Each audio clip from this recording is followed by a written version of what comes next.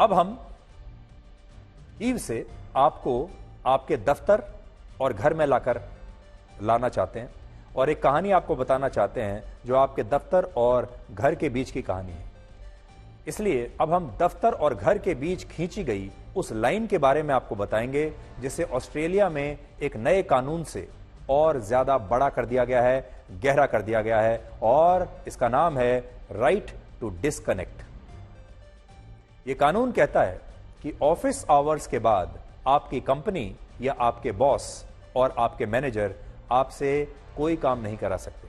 अगर आपकी शिफ्ट खत्म हो चुकी है तो इसके बाद आपको अपनी कंपनी के मैसेजेस और ईमेल्स को पढ़कर उनका जवाब देने की आवश्यकता नहीं है, और ना ही आपको इसके लिए कोई भी कंपनी या खुद सरकार मजबूर कर सकती है। यानी एक बार आप अपनी शिफ्ट खत्म करके दफ्तर से बाहर निकल गए तो आपकी कंपनी, आपके बॉस, आपके मैनेजर या आपके सीनियर्स आपको फोन नहीं कर सकते, आपको मेल नहीं कर सकते और आपसे किसी भी तरह का संपर्क स्थापित नहीं कर सकते, और अगर करते भी हैं तो आप उसका जवाब देने के लिए बाध्य नहीं है।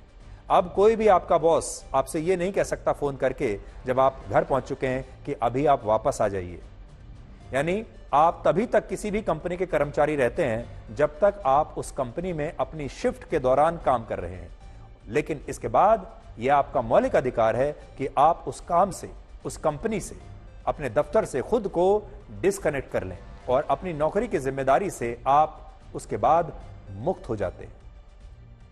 ऑस्ट्रेलिया में यह कानून 26 अगस्त से लागू होगा, यानी अब से 2-3 दिन के बाद, और यह कानून कहता है कि हर कर्मचारी को यह पूरा अधिकार होना चाहिए कि वो अपने काम के घंटों के बाद दफ्तर से आए फोन कॉल्स या ईमेल्स का जवाब ना दे, और किसी भी कर्मचारी का इस आधार पर आकलन नहीं होना चाहिए कि उसने अपने शिफ्ट के बाद वर्चुअल मीटिंग्स में हिस्सा क्यों नहीं लिया, क्योंकि आजकल वर्क फ्रॉम होम भी चल रहा है। यूरोप के कई देशों में ऐसा कानून पहले से ही है। हमारे देश में भी साल 2018 में इस तरह का बिल संसद में आया था, हालांकि यह प्राइवेट मेंबर बिल था जिस पर कोई चर्चा तब नहीं हुई थी। आजकल नौकरियों में कितनी ही बार ऐसा होता है कि आपका काम शिफ्ट से भी आगे चला जाता है।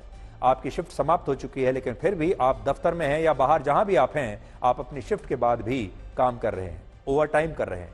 यहां तक कि ज्यादातर कंपनियां और वहां काम करने वाले बॉस यही मानते हैं कि आप अपनी शिफ्ट के बाद भी उनके काम के लिए हमेशा उपलब्ध रहेंगे और उन्हें आप कभी मना नहीं करेंगे। चाहे वो कभी भी किसी भी वर्चुअल मीटिंग के लिए आपको बुला सकते हैं, कभी भी कोई ईमेल आपको भेज सकते हैं जिसका जवाब आपको देना होगा। उस ईमेल में कभी भी आपसे कोई डेटा या आपसे कोई जानकारी मांगी जा सकती है जो आपको उपलब्ध करानी है।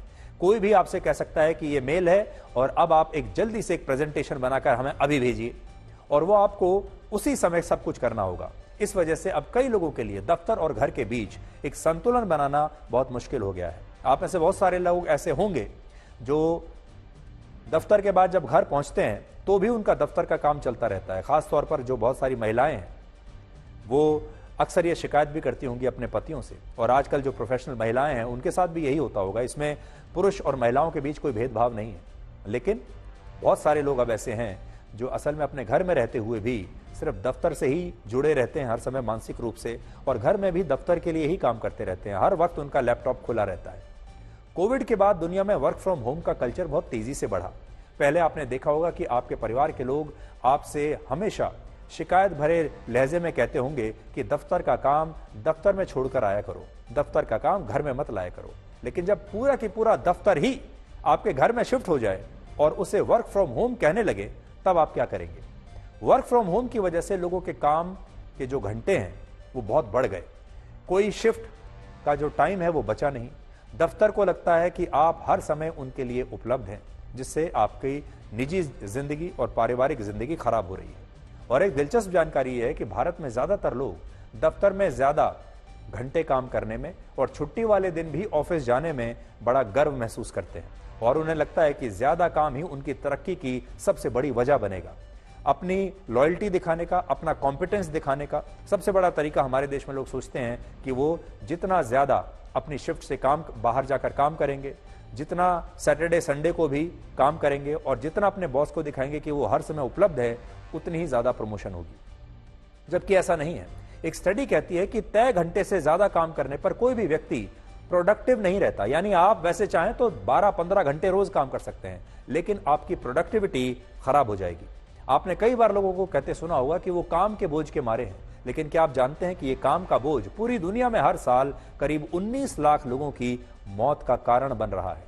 ज्यादा काम करने से भी लोगों की मौत हो रही है, और यह बात विश्व स्वास्थ्य संगठन और इंटरनेशनल लेबर ऑर्गेनाइजेशन की एक स्टडी में पता चली। इस स्टडी के मुताबिक वर्ष 2016 में पूरी दुनिया में 19 लाख लोग काम के दौरान पैदा होने वाली परेशानियों की वजह से मर गए। इनमें से करीब 7.5 लाख लोगों की मौत हार्ट अटैक से हुई, करीब 4.5 लाख लोगों की मौत दफ्तर में होने वाले वायु प्रदूषण की वजह से हो गई, पोल्यूशन की वजह से, जबकि नौकरी के दौरान होने वाली दुर्घटनाओं की वजह से भी 3.5 लाख लोग मारे गए। इन 19 लाख मौतों में से करीब 7.5 लाख मौतों के पीछे जरूरत से ज्यादा काम का दबाव और लॉन्ग वर्किंग आवर्स को माना गया है। तो आज हम आपसे यही कहना चाहेंगे कि अपने दफ्तर और अपने घर के बीच एक संतुलन बनाकर रखिए। अपने प्रोडक्टिविटी को, अपने योगदान को इतना बढ़ाइए अपने दफ्तर में, अपने कौशल को इतना ज्यादा अच्छा बनाइए, अपने स्किल्स को इतना ज्यादा शार्प कीजिए कि आपका दफ्तर, आपकी कंपनी, अगर आप 8-9 घंटे की भी शिफ्ट करते हैं, उसी में आप इतना काम करके उन्हें दे दें कि वो इसी से खुश रहें और आप अपने दफ्तर में अपनी शर्तों के साथ काम कर सकें। आप ये कह सकें कि दफ्तर के बाद एक बार अगर मैं घर आ गया तो मुझे फोन ना कीजिए और मुझे ईमेल्स करके मुझसे कोई जानकारी या डेटा भी मत मांगिए। बहुत सारे देशों में कानून बन चुके हैं, अब हो सकता है कि भारत में भी बहुत जल्द ऐसा कानून आए। हमारे देश के सांसदों को इसके बारे में सोचना चाहिए कि वो एक ऐसा कानून, एक ऐसा बिल संसद में लेकर आए।